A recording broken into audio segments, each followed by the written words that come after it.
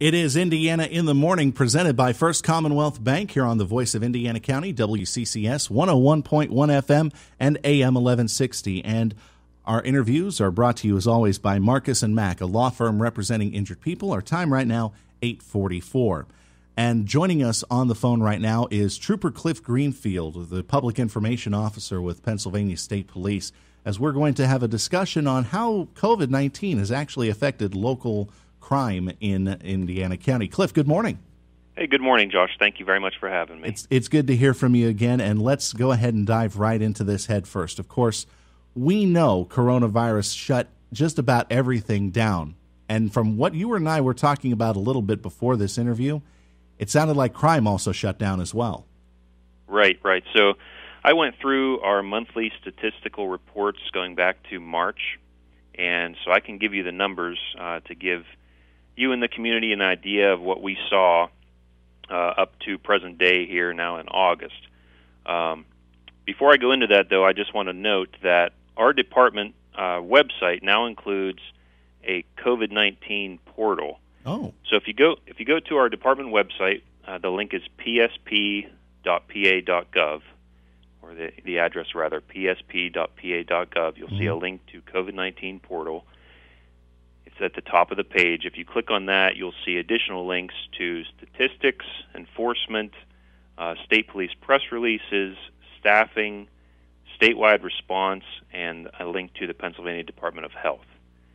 And so our department's done as much as we can to keep Pennsylvania residents informed of what we've seen throughout the whole pandemic. So you can look at those numbers and see statewide trends in terms of our criminal incidents reported, staffing levels, enforcement related to COVID-19 restrictions, and things like that. Mm-hmm. Okay.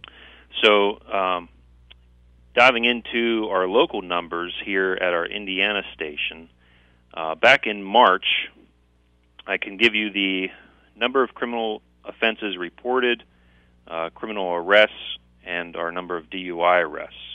And so I can do that for each month going back to March. So in March we had 165 criminal offenses reported, 113 criminal arrests, and 10 DUI arrests. Mm-hmm. Then in April we had 146 criminal offenses reported, 81 criminal arrests, and 7 DUI arrests. In May, criminal offenses reported were at 162, criminal arrests were at 95, and 15 DUI arrests. In June, we had 165 criminal offenses reported, 125 criminal arrests, and 25 DUI arrests. And last month in July, we had 182 criminal offenses reported, 159 criminal arrests, and 43 DUI arrests.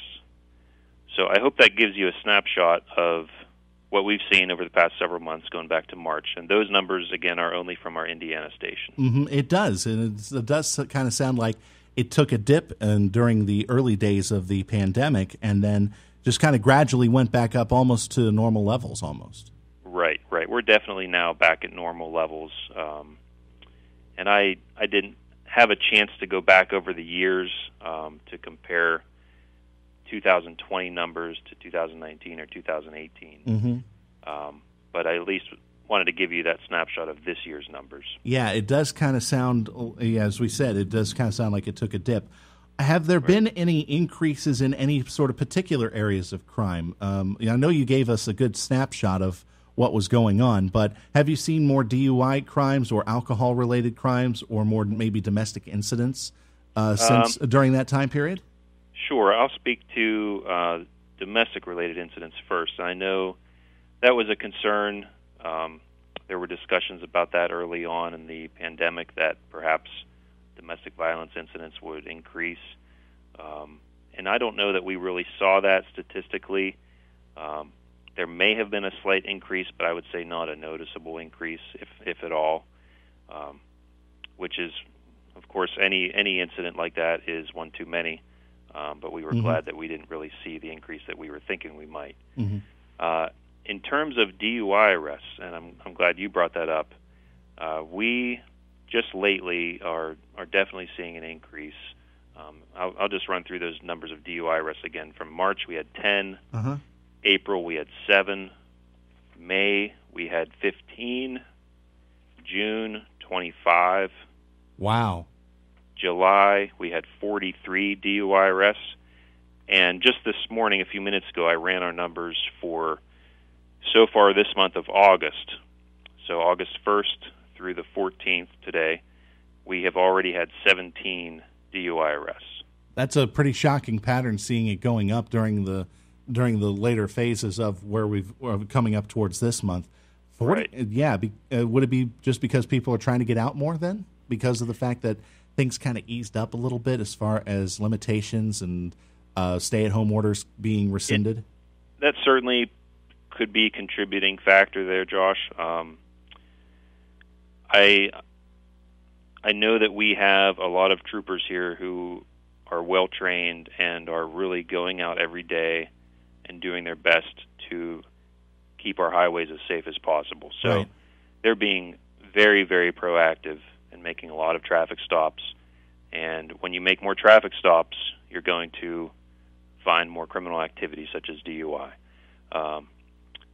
What's somewhat concerning is, and I'll read you these numbers. So I gave you that number 17. That's how many DUI arrests we've made so far in August. Yeah. And 5 of those were crashes. The other 12 would have been a result of another contact, like a traffic stop. Okay. Or maybe a welfare check. And so of those 17 total, 5 were cases where only alcohol was suspected. 10 of the 17 were cases where only drugs were suspected. And so that's double the number of alcohol DUI arrests. But actually there were 2 additional, making the total of 17, that we suspected a combination of alcohol and drugs right. in the Yeah. motorist. Okay. So we have 12 drugs or alcohol and drugs related DUIs and 5 alcohol-only DUI arrests so far in August. Okay. You're listening. So that's go ahead. more than double. All right. I just wanted to point that out. All right. You're listening to Indiana in the Morning. I'm Josh Woodison. We're on the phone with Trooper Cliff Greenfield, Public Information Officer with the State Police here in Indiana. And Cliff, we've been talking about how crime has definitely been affected by the coronavirus pandemic and the trends that we have seen. Let's talk about enforcement efforts. Obviously, the game has changed because of the fact that people are trying to maintain the social distancing, wearing masks in public. I imagine that the way that the troopers go about their job has changed as well. Right. Early on, as you know, we implemented changes to our policies where for certain incidents we would try and handle them over the phone if possible. We're no longer doing that. We're now dispatching a trooper as we used to do, unless there would be a certain circumstance where perhaps we may have information of a positive case at a residence or at a particular location where, in that case, we may try to complete the investigation with more distancing or over the phone. But generally, we're back to normal operations. We are still wearing masks when we're in close contact with a member of the public or when we take someone into custody. And we're doing our best to maintain personal hygiene, clean our station, things like that, clean our patrol cars. One of the other things that I've heard about with state police going on is the fact that you've been taking part in efforts to make sure that establishments like restaurants are able to maintain the guidelines that have been set forth by the governor. And state police has been a big part in that. I know that we've been trying to follow that as best as we can, but how has that been going for the state police in Indiana? Well, I can tell you that we have within the state police the Bureau of Liquor Control Enforcement. Commonly that's referred to as LCE. And we have troopers and officers with LCE that are going out and conducting compliance checks across the state. Our department has been publishing press releases almost daily on the activities of the Bureau of Liquor Control Enforcement.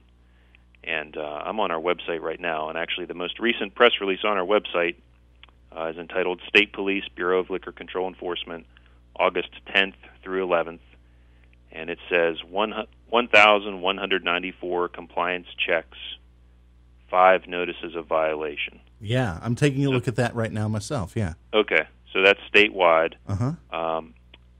And then if you pull that up, it breaks it down by enforcement office, and our local enforcement office for LCE is in Punxsutawney. Okay. And so during that time frame, August 10th and 11th, 2-day time frame, they conducted 56 licensee checks. They issued 2 warnings related to COVID-19 mitigation efforts, and issued 0 notices of violation. That's actually a pretty good number. They're seeing no violation notices posted, and 2 warnings. Right. I imagine that just gives them a chance to get back into conformity with those regulations. And I'm taking a look at the totals as well. It looks like around nearly 1,200 checks of licensees, and only 18 warnings and 5 notices of violations have been posted. So those are pretty good numbers. Right. Yes, they've been very active, doing their best to keep our community safe. Let's go ahead and take a look into, I guess, the future then, as things go on. I mean, I imagine state police are going to continue these efforts to keep COVID at bay while they do their job, and also just kind of keeping a lookout on things. Do you see anything maybe coming up in the future that we know that the holiday season is going to be coming up soon with Labor Day travel, so state police is going to continue to beef up those efforts, right? Right. We will. We just actually discussed that at roll call today. We will be conducting proactive enforcement over the Labor Day weekend holiday, so residents can expect to see that as normal. I don't know if we will be publishing official statistics from that enforcement period or not, but we will have extra troopers out. And as I mentioned earlier, we'll be doing our best to be proactive and be as visible as possible and keep our highways safe.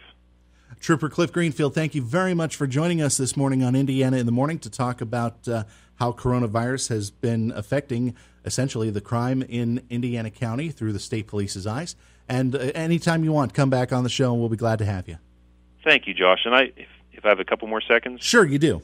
I just wanted to thank you and all of our local news reporters for their help with many investigations, with putting out information from our press releases in a very timely manner. You and other local news reporters have been a tremendous help with solving retail theft investigations, missing persons cases, even runaway juvenile cases, and our community has been a tremendous help as well. I've been a trooper now for 14 years, and I certainly see that partnership between the police and the community and the media as well is very needed and very helpful. Hey, it's our pleasure to help out. Thanks again, Cliff, for being a part of the show, and thanks for those comments, too. Sure, Josh. Thank you. Trooper Cliff Greenfield, State Police here on Indiana. State Police here on Indiana. State Police.